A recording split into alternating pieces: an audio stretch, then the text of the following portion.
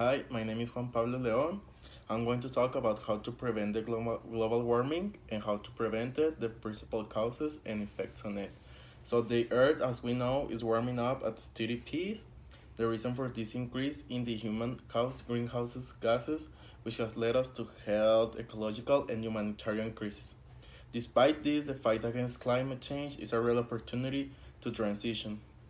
So the global warming is a phenomenon of climate change characterized by a general increase in average temperatures of the Earth, which modifies the water balances and ecosystems for a long time. In fact, the average temperature of the planet has increased by 0.8 Celsius compared to the end of the 19th century. Each of the last 3 decades has been warmer than all the previous decades since the beginning of statistical surveys in 1850. So I'm going to talk about the principal causes of the global warming. The world's leading climate scientists believe that the human activities are very likely to cause the main global warming, so we are the main effect that causes the global warming. The most common are fossil fuels. Why? Because the massive use of fuels is obviously the first source of global warming, as burning coal, oil, and gas produces carbon dioxide, the most important greenhouse gas in the atmosphere, as well as nitrous oxide. Second one is deforestation. The exploitation of forests has a major role in climate change. Trees help regulate, as we know, the climate by absorbing the CO2 from the atmosphere. When they are cut down, this positive effect is lost and the carbon stored in the trees is released into the atmosphere. Intensive farming, another cause of global warming, is intensive farming not only with the ever increasing livestock, but also with plant production, products, and fertilizers. Overconsumption is the last one and it also plays a major role in climate change.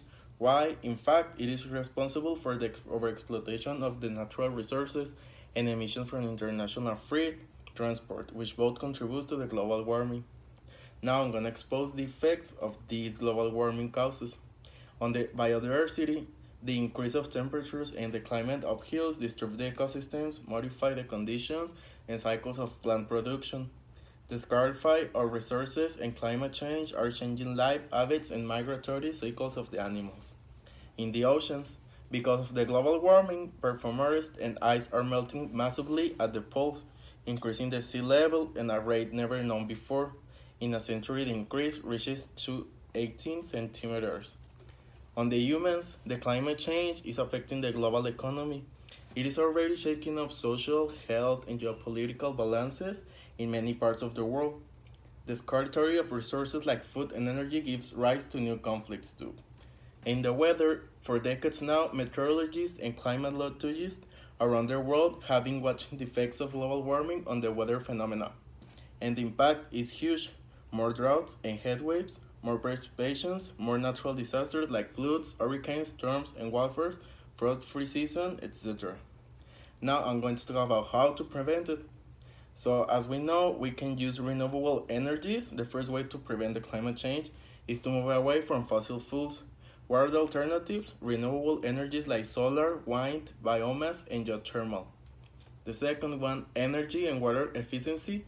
Producing clean energy is essential, but reducing our consumption of energy and water by using more efficient devices is less costly and equally important.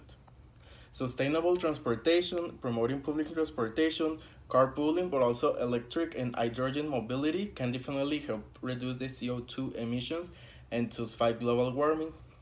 The sustainable infrastructure, in order to reduce the CO2 emissions from buildings caused by heating, air conditioning, hot water, or lighting, it is necessary both to build new low energy buildings and to renovate the existing constructions.